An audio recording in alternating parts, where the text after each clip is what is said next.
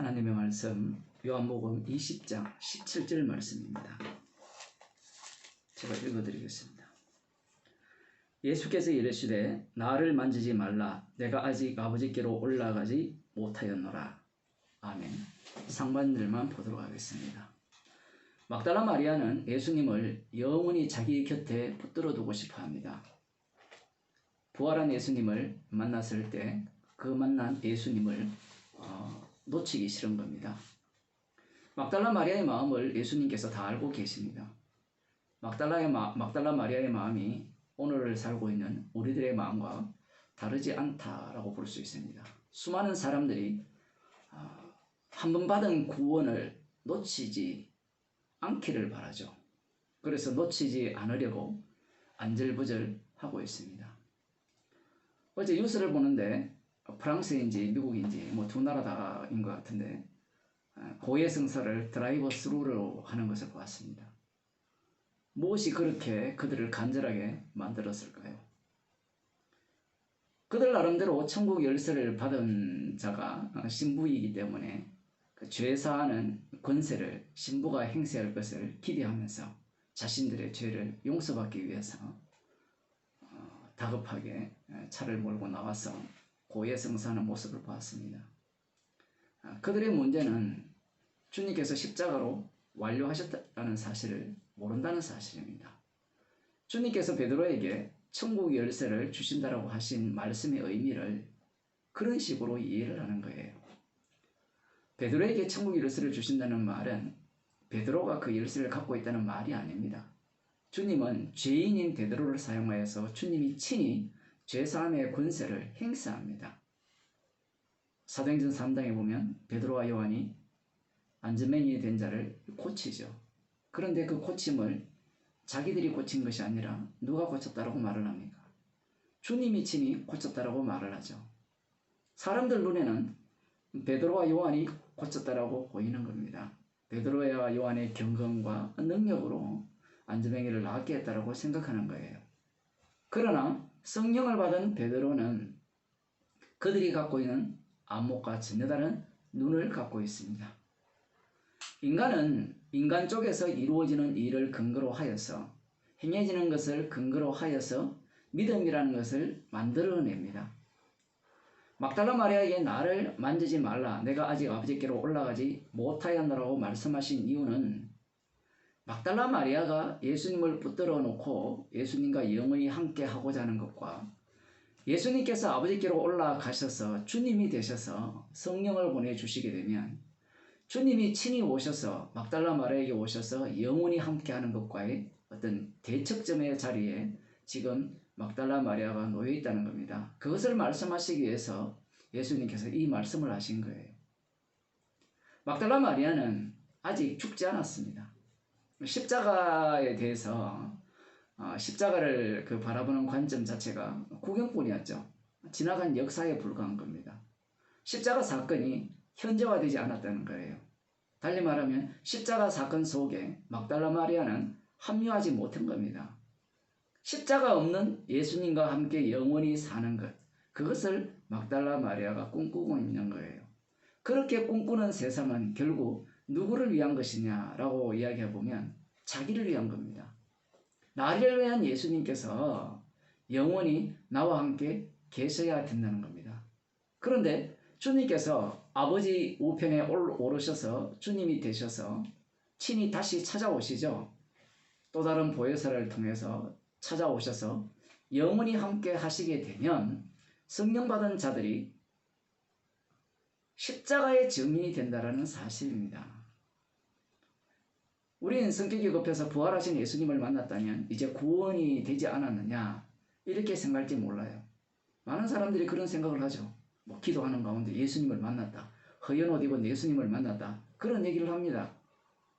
저희 어머니도 제 어릴 때 그런 말씀을 해주셨는데 기도원에 가서 기도하는데 허연 옷을 입은 분이 반석 위에 나타나셨다. 그렇게 말씀을 하셨어요. 물론 우리 집에 그 사진이 놓여 있었어요. 본인이 어머니께서 보셨다라고 하면 받는 것일지 모르겠지만 그 본 것이 아무런 의미가 없습니다. 왜냐하면 그 나타난 예수님은 십자가와 상관없는 예수님이기 때문에 그래요. 만일 그런 식으로 구원이 이루어지고 예수님의 만남이 주어진다면 예수님께서 하나님 우편에 올라갈 이유가 없습니다. 달리 말하면 십자가 지실 필요도 없었죠.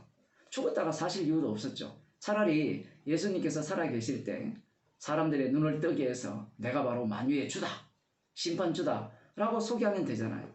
그리고 부활하신 이후에도 마찬가지입니다. 하나님 우편에 오르실 이유도 없이 돌아다니시면서 영원히 살아계시기 때문에 나를 믿어라, 그렇게 하는 방법이 있지 않습니까? 그런데 여기에는 무엇이 빠져 있습니까? 사람들은 자기 구원에 지금 미쳐 있기 때문에 십자가를 통한 하나님께 영광 자체를 빼버립니다. 예수님께서 아버지께 올라가셔야만 주가 되셔서 성령을 보내주게 되죠. 성령은 구원하는 영은 맞는데 그 구원하는 영이 하시는 일이 무엇인가 하면 십자가의 피 공로를 자랑케 한다는 사실입니다.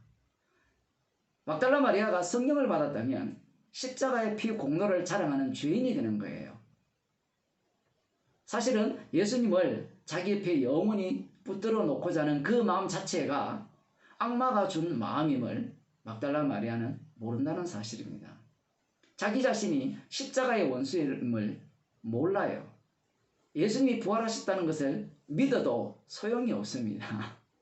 눈으로 확인해도 그것이 구원이 안 돼요. 왜냐하면 여전히 자기가 죽지 않고 살아서 그 살아있는 상태에서 연속되는 삶이기 때문에 그래요. 믿음도 마찬가지죠. 자기의 죽음이 없는 믿음입니다. 그래서 그 살아계신 예수님을 영원히 붙들어 둔다고 해서 천국 갈 수가 없어요. 왜냐하면 예수님이 만드신 천국 자체가 막달라 마리아를 위한 천국이 아니기 때문에 그래요. 예수님 만드신 천국은 막달라 마리아 이름이 사라지고 예수의 이름만이 높여지는 곳이 예수님이 만드신 천국이에요. 그런데 지금 막달라 마리아는 자기 이름이 영원하면서 예수님이 자기와 함께 영원히 함께하기를 소망하는 겁니다. 막달라 마리아에게 부활하신 예수님께서 아무리 설명을 하더라도 썩은 눈과 썩은 귀를 갖고 있기 때문에 예수님의 말씀을 알아듣지 못해요.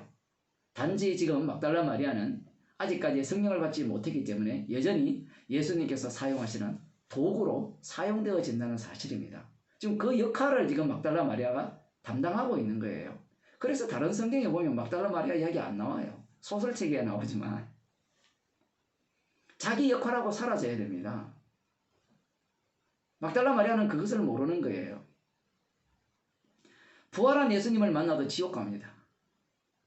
물론 성경에는 부활한 예수님을 만난 자들이 다 천국 간 백성이라고 이렇게 표현을 합니다. 왜냐하면 천국 갈 백성들에게만 예수님께서 자기 자신을 나타내 주셨기 때문에 그래요.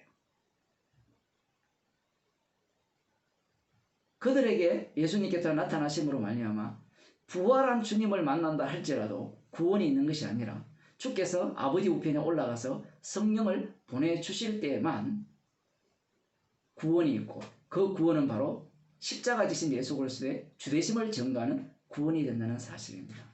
자기 죽음이 없는 구원, 그 구원을 막달라 마리아는 생각하고 있는 거예요. 주님께서 주의 자리에 앉으실 때 성령을 보내주시게 되면 비로소 십자가를 볼 수 있는 눈이 생기죠. 사도 바울이 어떻게 예수님을 만나게 되었습니까? 자신이 원했습니까? 찾았습니까? 막달라 마리아처럼 간절히 영원히 함께하기를 소망했습니까? 그렇지 않죠. 구원이라는 것은 그렇게 주는 겁니다. 내 쪽에서 접근해서 주어지는 구원이 아니에요. 오히려 이 사도 바울을 보게 되면 사도가 되기 전에 예수님을 핍박하고 예수님을 공격하는 자였죠. 예수님이 그에게 나타났을 때 사울은 자신이 누구를 핍박하는 자가 되는가 하면 예수님을 핍박하는 자로 살아왔고 그런 자임을 깨닫게 됩니다. 그런데 우리가 사도행전 9장에 보면 그 내용을 보게 되면 사도 바울이 예수님을 만났습니까? 음성을 들었죠. 우리 같으면 예수님이 부활한 예수님이 나타나서 얼굴을 보여주면서 봐라, 요한복음 뒷부분에 나오는 내 손을 보고 내 옆구리를 봐라, 내가 바로 그 예수다, 이런 이야기를 하셔야 되지 않을까요? 그렇지 않습니다. 성령은 그렇게 활동하지 않아요. 성령이 오시게 되면 십자가 앞에 죄인으로 드러나는 겁니다.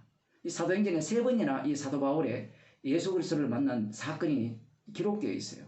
그렇게 기록된 이유가 무엇인가 하면 성도들이 성령을 받았을 때 당하는 그 과정을 고스란히 담아놓았기 때문에 그래요.